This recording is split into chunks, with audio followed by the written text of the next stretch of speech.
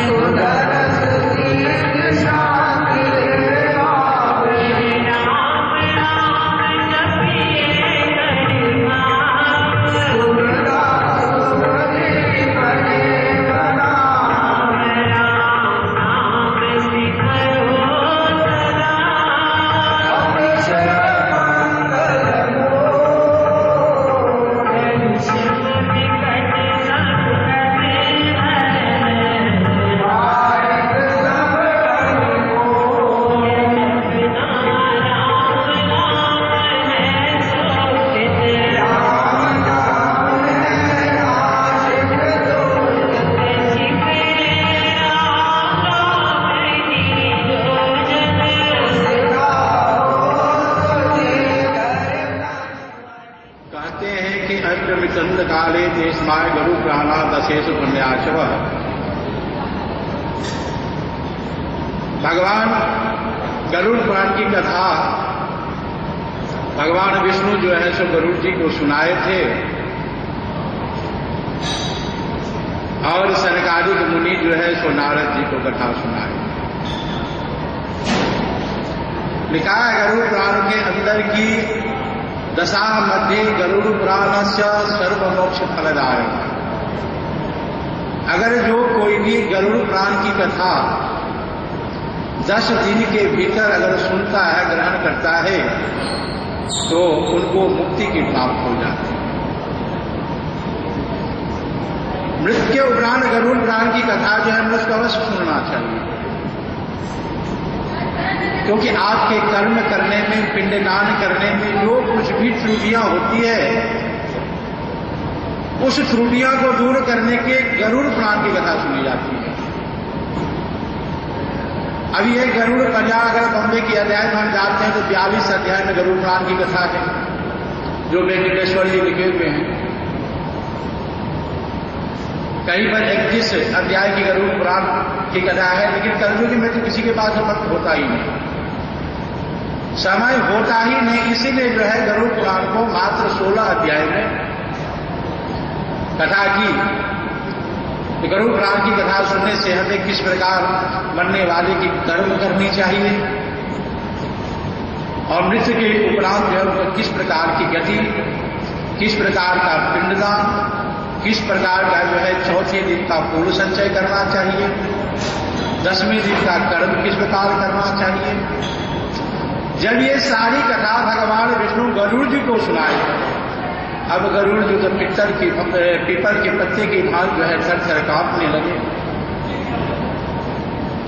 तब जाकर के दोनों हाथ जोड़ करके गरुड़ जी भगवान से कहने लगे कि प्रभु, मैंने तो ये सुना है कि जीवों के अज्ञान के कारण अब इस संसार में आना जाना तो बना ही रहता है, लेकिन अब मैं सनातन मोक्ष के बारे में आपसे जानना चाहता हूं। इसलिए हे प्रभु, हे भगवान, हे देवी देवेश, हे शरणागत, हे भक्तवत्सल, अब जो है आप कृपा करके सब प्रकार के दुखों से इस मलिन संसार, अघोर संसार में अनेक प्रकार के स्वरों में स्थित जो हमारे जीव समूह हैं, वे जन्म लेते हैं और मरते ही रहते हैं, क्योंकि इनका देखो अंत नहीं है। मनुष्य जो है सदा दुखी रहता है। कोई ये तो बता दे कौन सुखी है? इस धरती पर न कोई सुखी हुआ है, न कोई सुखी होगा। सुखी कौन है? केवल भगवान राम के दास। कलयुग केवल नाम आहारा, सुमर सुमर नर उतना ही पारा।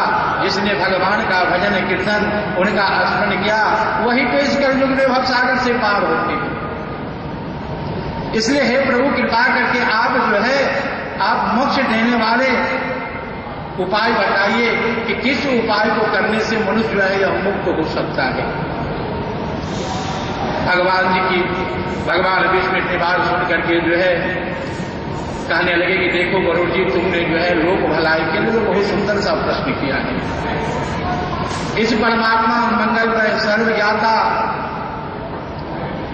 निर्विकार परात्पर गुण रहित सच्चिद आनंद स्वरूप भगवान जी कहने लगा कि देखो, गीता में बड़ा सुंदर अक्षर में लिखा है कि ममई वासो जीव लोके जीव भूत सनातन।